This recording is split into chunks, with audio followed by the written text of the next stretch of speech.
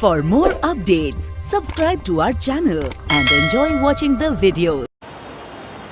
Hello बच्चों, कैसे हो बच्चों? आज हम लोग क्लास 9th की फ़िज़िक्स पढ़ रहे हैं और क्लास 9th की फ़िज़िक्स में अभी इससे पहले का जो लेक्चर था वो था Newton second law of motion और उसमें हमने समझा था कि सेकंड लॉ का डेरिवेशन क्या है और इसको हमने कंप्लीट भी किया था। मैथमेटिकल एक्सप्रेशन क्या है, थ्योरेटिकल पार्ट क्या है, स्टेटमेंट क्या है न्यूटन सेकंड लॉ का, और हमने उसको बहुत अच्छे से समझा भी था। आज जो हम लोग पढ़ने वाले हैं वो बच्चों हम क्लास 9th की फ़िज़िक्स आज करने वाले हैं और इसमें हम न्यूटन के थर्ड लॉ के बारे में बात करेंगे। ठीक है, तो आपको वहाँ पर ले जाने से पहले मैं आपको सेकंड लॉ एक बार फिर से दोहरा देता हूँ, जिसमें मैंने ये कहा था और आप जानते भी हैं कि न्यूटन का सेकंड लॉ है न्यूटन का सेकंड लॉ है कि the rate of change of momentum के जो बदलने की दर है with time is always directly proportional to the applied unbalance force on that object. उस ऑब्जेक्ट पर जो बाहर से जो अनबैलेंस फोर्स लगा रहे हैं वो और मोमेंटम में जो चेंज है ये दोनों एक दूसरे के साथ डायरेक्ट प्रोपोर्शन में हैं। हमने इसकी बात की थी। आज हम बात करेंगे न्यूटन थर्ड लॉ की। बहुत इंटरेस्टिंग है और इसके बहुत सारे एप्लीकेशन हमारे डेली लाइफ से कनेक्ट हैं। तो बच्चों चलिए बात करते हैं न्यूटन थर्ड लॉ की। न्यूटन के थर्ड नियम के अकॉर्डिंग कहा जाता है कि every action has equal and opposite reaction. मतलब ये हुआ कि अगर हम कोई भी एक्शन, कोई भी वर्क करेंगे, कहीं पर फोर्स अप्लाई करेंगे, तो जितना उस पर वर्क कर रहे हैं, जितना फोर्स उस पर अप्लाई कर रहे हैं वो उतना इक्वल, उतना ही, लेकिन उल्टे डायरेक्शन में वो भी अप्लाई करेगा। अगर कोई भी दो ऑब्जेक्ट हैं, एक ऑब्जेक्ट दूसरे पर 10 न्यूटन का फोर्स अप्लाई करता है तो ये एक्शन हो गया, तो वो जो दूसरा ऑब्जेक्ट है वो रिएक्शन देगा इतने ही 10 न्यूटन फोर्स के साथ, लेकिन इन अपोजिट डायरेक्शन।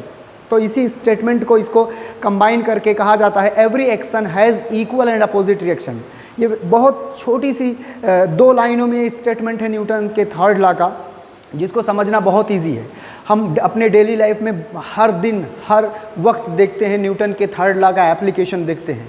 चलो इसको और थोड़ा डिटेल में समझते हैं। जैसे आपने देखा every action has equal and opposite reaction, इस बात को हम ऐसे समझते हैं जैसे सपोज कर लीजिए कि यहाँ पर एक वॉल है, मतलब स्ट्रॉन्ग वॉल है, ऐसा हल्का फुल्का नहीं कि कोई ऐसे किया तो गिर गया, कि स्ट्रॉन्ग वॉल है और कोई एक कार का यूज़ कर रहा है या बाइक का यूज़ कर रहा है, किसी का भी यूज़ कर रहा है, कोई यहाँ से जा रहा है, जाते जाते वो इस पर टकरा गया। तो टकराया है तो इसका मतलब उसने इस पर फोर्स लगाया। तो जब वो इस पर फोर्स लगाएगा तो ये जो भी ऑब्जेक्ट होगा, ये या इस पर जो बैठा हुआ है जो, वो उस पर वॉल भी उतना ही फोर्स उल्टे डायरेक्शन में अप्लाई करेगी। तो आप देखेंगे कई बार कि वो पीछे की तरफ चला जाएगा, उसकी बाइक वो उड़कर पीछे की तरफ आ जाएगा। तो जितना एक्शन हम उस पर लगाएंगे वो हमें उतना ही अपोजिट में उतना ही फोर्स वापस कर देगा। इसको और अगर डिटेल में समझें और थोड़ा प्रैक्टिकली होके समझें कि इसको हम कर सके, जैसे ये देखना बहुत रिस्की नहीं है। ये एक तरीके से हुआ कि एक्सीडेंट कर देंगे, इसका मतलब हुआ कि एक तरीके से हम एक्सीडेंट कर लें, जाके दीवार में ठोक दे बाइक कार को, तो वो बड़ा उसका बड़ा यूज़ हो गया। ठीक है, हम छोटे यूज़ की बात करते हैं। आप हैं, आप अपने घर पे रहते हैं, वॉल हैं, आप देखेंगे कि कभी कभी अभी आपने उस वॉल को एक पंच किया तो आपने 5 न्यूटन का फोर्स लगाया, तो आप फील करेंगे इस बात को कि वॉल ने भी आपको 5 न्यूटन का फोर्स लगा दिया है और वो आपको तुरंत पता चल जाएगा। That is called every action has equal and opposite action. और भी इसके कुछ एग्जाम्पल्स हैं, जैसे कि आप यहाँ देख सकते हैं, आपने स्विमर्स को देखा होगा या आप खुद स्विमिंग करते होंगे। ठीक है, आपने स्विमर्स को देखा होगा, तैराकों को, या आप खुद स्विमिंग करते होंगे। इसमें क्या कॉन्सेप्ट लगता है, ये भी न्यूटन का थर्ड लॉ का एप्लीकेशन है। जब कोई स्विमर स्विमिंग स्टार्ट करता है तो वो अपने हाथ और पैर से पानी पर फोर्स लगाता है, पानी पर फोर्स लगाता है, वो भी बैकवर्ड, पीछे की तरफ फोर्स लगाता है। इसके रिएक्शन में वाटर क्या करता है, पानी उसको आगे की तरफ उतना ही फोर्स लगाता है और वो फॉरवर्ड स्विम करता है, इसलिए वो आगे चलता है। और कई बार आप देखेंगे कई सारे स्विमर बैकवर्ड अपोजिट डायरेक्शन में स्विमिंग करते हैं, तब वो क्या करते हैं, तब वो फोर्स इस डायरेक्शन में लगा रहे होते हैं तो पानी उनको उल्टे डायरेक्शन में फोर्स लगाता है, उतना ही फोर्स, और वो बैकवर्ड स्विम करते हैं।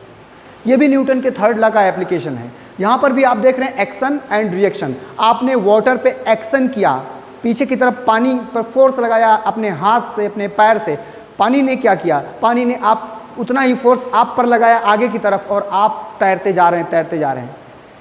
और इसका एग्जाम्पल है, आप देखेंगे कि बुलेट देखते हैं, गन देखते हैं, फायरिंग देखते हैं।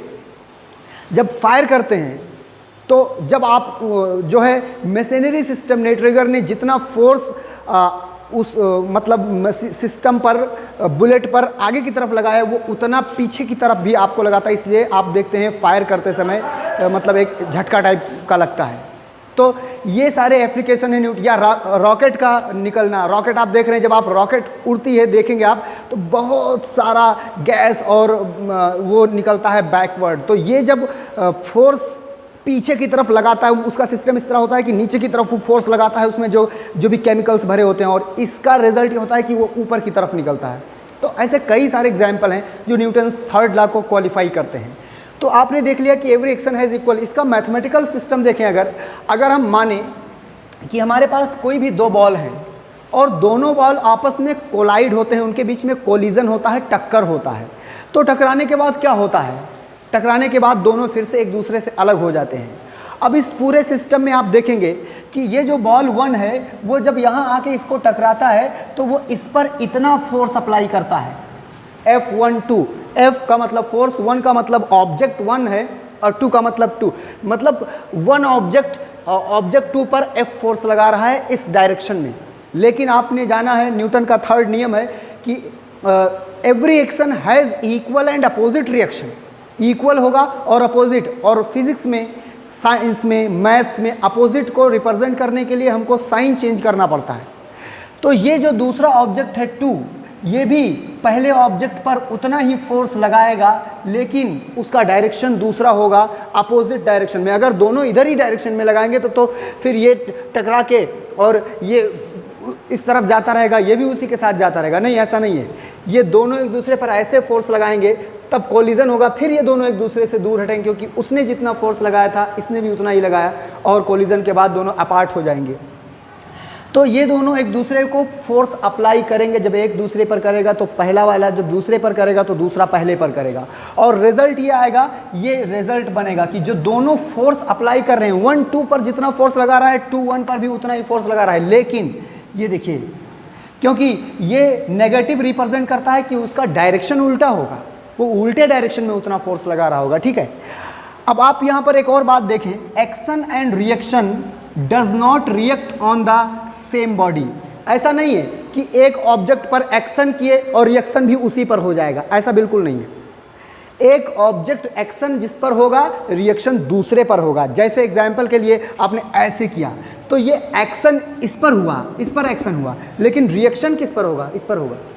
तो ये दिमाग में रखें, action and reaction does not react on the same body. एक ही बॉडी पर दोनों नहीं। पता चला हमने एक्शन कर दिया, बोर्ड पे एक्शन, रिएक्शन भी इसे पर, तो अगर हम 10 न्यूटन का फोर्स लगाते हैं तो इसको तो 20 न्यूटन की फीलिंग आएगी, क्योंकि इक्वल और इक्वल फोर्स वो भी अप्लाई करेगा, वो भी उसी को लग गया। तो ऐसा नहीं है, दोनों अलग अलग होगा, एक पर एक्शन होगा, दूसरे पर रिएक्शन होगा। कुछ इंटरेस्टिंग बातें मैं आपको बताता हूँ। वो इंटरेस्टिंग बातें ये हैं, no action is possible without reaction. No action is possible, ऐसा कोई काम हम नहीं कर पाएंगे जिसका रिएक्शन संभव ना हो। ऐसा कोई काम हम कर ही नहीं पाएंगे जिसका एक्शन ना संभव हो। No action is possible without. कुछ एग्जाम्पल्स देखते हैं, बहुत इंटरेस्टिंग है। जैसे लिखा हुआ है, a nail can't be fixed on a suspended wooden ball. Wood आप जानते हैं, उस पर अगर वो रुका हुआ है, कहीं फिक्स है, तो उस पर नेल आसानी से फिक्स की जा सकती है। लेकिन एक वुड का बॉल बनाएं, उसको सस्पेंड कर दें, और अब हम आपसे कहें कि उस पर नेल फिक्स कीजिए, क्या ये संभव है? ये बिल्कुल संभव नहीं है। क्यों नहीं हो रहा है? क्योंकि इस एक्शन का रिएक्शन ही नहीं है। अब वो हैंग कर रहा है, अब उस पर एक्शन करेंगे तो वो रिएक्शन नहीं देगा ना, वो तो दूर हट जाएगा। तो इसलिए ये पॉसिबल नहीं। No action is possible without reaction. दूसरा देखें, a paper can't cut by a scissor of single blade. आप देखते हैं सीजर इस तरह होता है। एक पेपर है हमारे पास, अब हम उसको काटना चाहते हैं, पर एक ही ब्लेड है सीजर में, डबल नहीं है, एक ही ब्लेड है, तो ये कभी नहीं कटेगा, क्योंकि इस एक्शन का कोई रिएक्शन ही नहीं है।